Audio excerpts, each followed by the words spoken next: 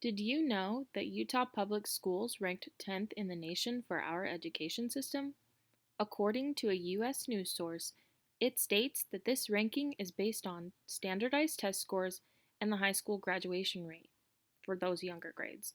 For the older grades, it went as far as to look for the percentage of adults with different college degrees based on completion and time of completion. In the previous years, the nation's average spending per pupil was around 11,392, while Utah was only spending 6,575 per pupil. This tends to be an ongoing trend for a few years now in Utah. The state of Utah has quite a big gap in comparison to the nation's average. A big reason for this, they say, is because of Utah class sizes. Utah has more kids per capita than most other states. The truth is, Utah spends more money on buildings and construction than they do on the Utah school system. Since the future of our children and of our country as a whole depends on our children's education, I feel it is time that we need to make a change.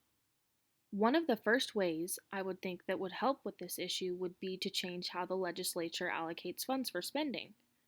We are spending more money on instruction than we do for our pupil support.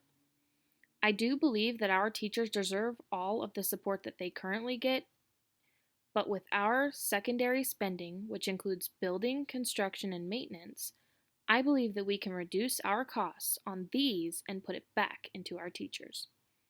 This leads me into my second way we can help make the changes. This would be to increase the budgets that we put into our teachers, not only on their wages, but also with their instruction. Better certified and recently instructed teachers could provide more advanced students, which, in turn, would create higher test scores and graduation rates in the long run.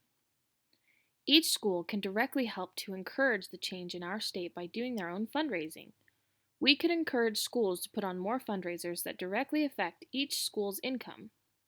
This would also include business around the area to participate in more fundraisers where the proceeds go to the local public schools as well. Lastly, but most importantly, we could encourage parents and adults in the state of Utah on just how serious this situation may be.